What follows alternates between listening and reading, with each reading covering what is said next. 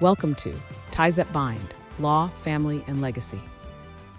Welcome back to Ties That Bind Law, Family, and Legacy with Patti Garner. Patti is a Tennessee attorney who focuses on estate planning, probate, and divorce, helping individuals and families make clear, thoughtful decisions about the future and avoid unnecessary complications down the road.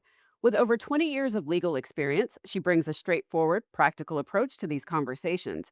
I'm Shameika Rhymes, and today we're talking about wills versus trust in Tennessee, what the difference is, and how to figure out what exactly makes sense for your situation. Welcome, Patti. Hi, thank you, Shamika. Thank you for having me. Well, let's talk about this. But before we get into wills and trusts, can you share a little bit about your background and what led you to focus on estate planning and probate? Oh, wow. So I have 20 plus years experience in the legal field. I have almost 20 years practicing as a practicing attorney. What directed me into the estate planning field is kind of walking it out in my personal life. I have cared for some elderly family members. And what I find in my practice is that a lot of times people wait till that last critical minute and then they decide, oh, wait a minute, we got to have a plan. We've got to put something in place. We need to take care of Papa John or Mama Julie or whoever it is. And so for me, it's a real personal thing to put a plan together and do it when everybody is at peace and when everybody can be thoughtful and put it into place well before we need it. And it just gives you a whole peace of mind. So that's kind of how I got here. Okay. Well, can you break down in simple terms what a will is and what a trust is? Sure, absolutely. Um, so a will is how you direct your stuff, your real estate, your cars, your boats, your jewelry, who you want it to go to. The problem with a will, if there is a problem, is that is a surefire way to end up in the courtroom where a judge could be making a decision about where it's going, how it's going, and who gets it. It is also a great way to end up in litigation, to leave your kids or your family members fighting over the trust or the estate, sorry.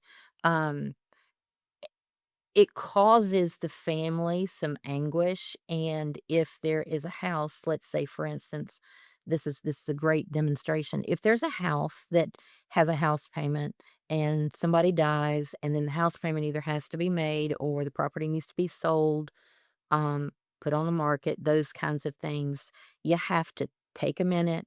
You have to open an estate. You have to go to court. You have to get court approval. When the contract offer comes in, you got to go back to court. You got to get court approval before you can make the sale.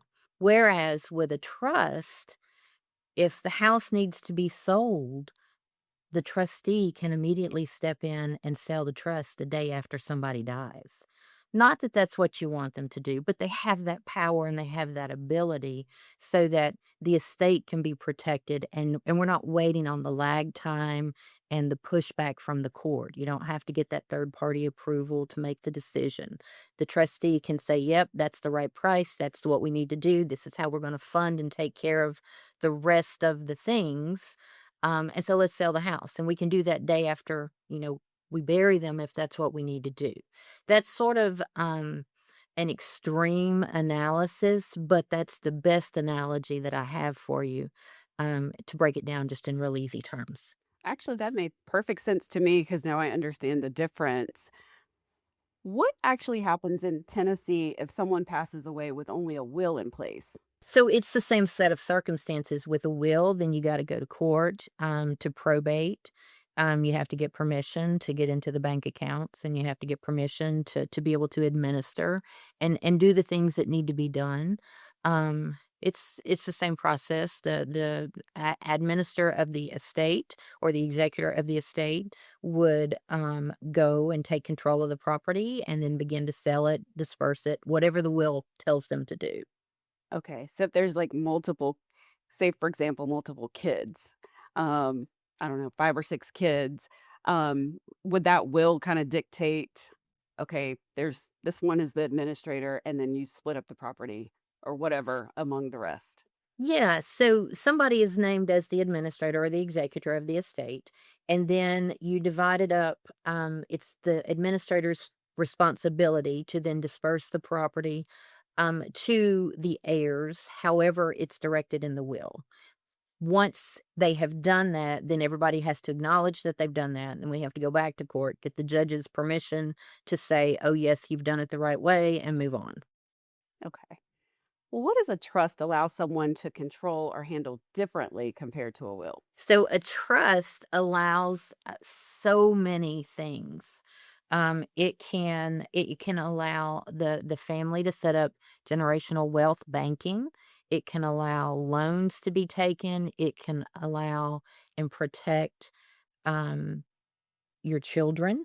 So if you set up a trust, you protect the items that are going into the trust. Let's say the family farm, you move that into the trust, and then say the parents die. The kids have married, and perhaps they're in the middle of a divorce, but it's all protected by this trust. And so the parents are not having to worry about the children having to fight over that inheritance, that kind of thing. The trusts can be set up to where they're very simple.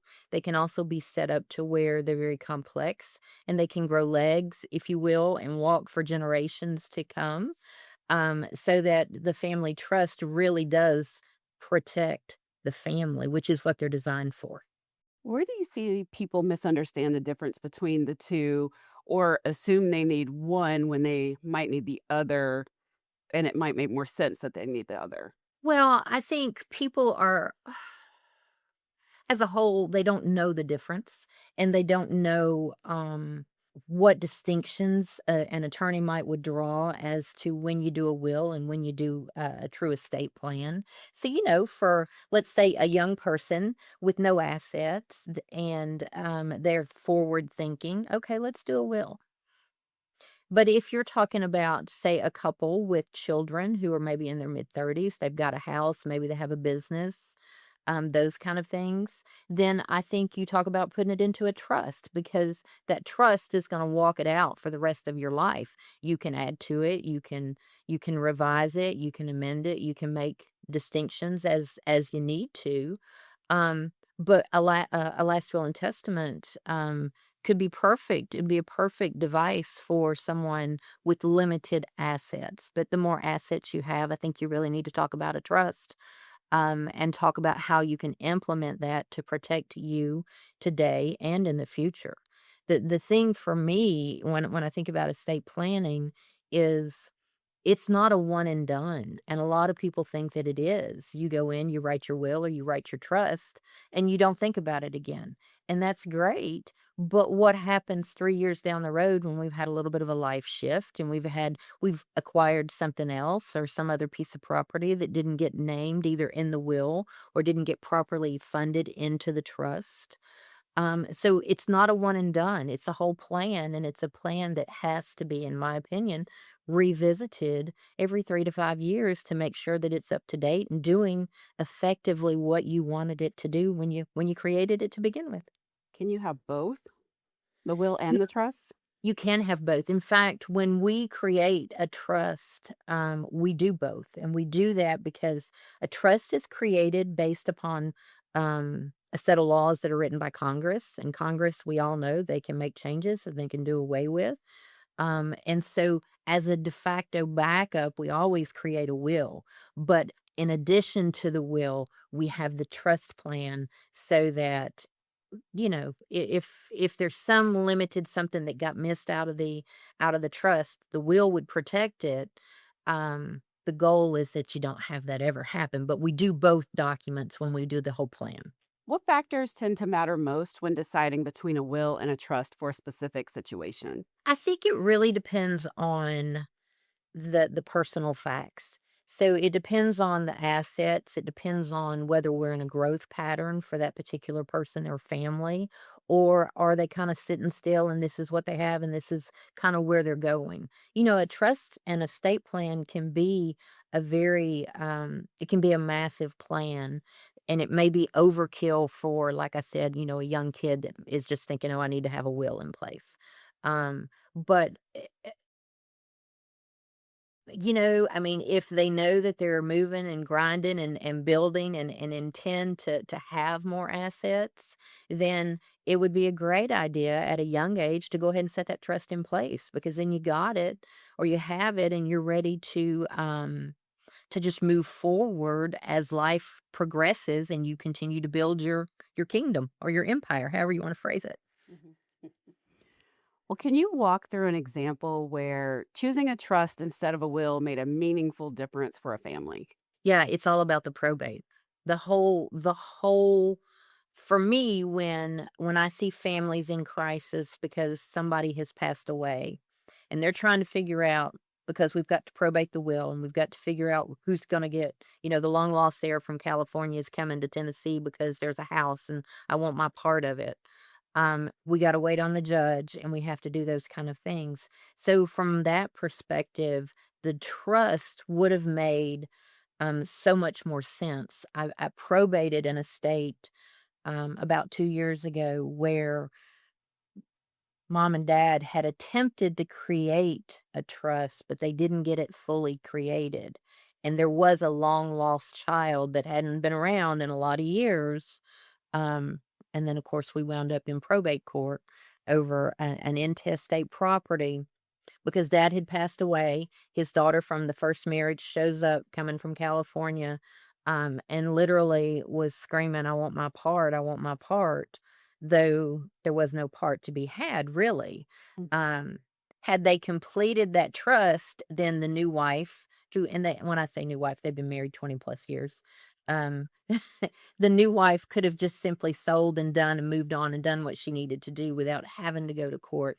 Instead, the daughter created some backlog, and I think the estate was open about 18 months when it was just really unnecessary. In Tennessee, an estate really only has to be open for 4 months, and then we can open and close them. So if you are walking under a probate issue with disputes, they can linger for years. Whereas a trust issue would have just simply shut that down. We'd have been open for 4 months in and out and done, moved on. This has been such an informative conversation, Patty. Thank you for joining us. Thank you for having me. I've appreciated the opportunity. Well, that's it for today's episode of Ties That Bind Law, Family, and Legacy with Patti Garner. If you have questions about your own estate plan or you want to make sure that you're making the right decisions for your family, you can reach out to Patti Garner at Garner Law Firm by visiting pattybgarner.com. Thanks for listening, and don't forget to like, subscribe, and share this episode with someone who might find it helpful. Thanks for watching. Be sure to hit that like and subscribe button and leave us a review in the comments.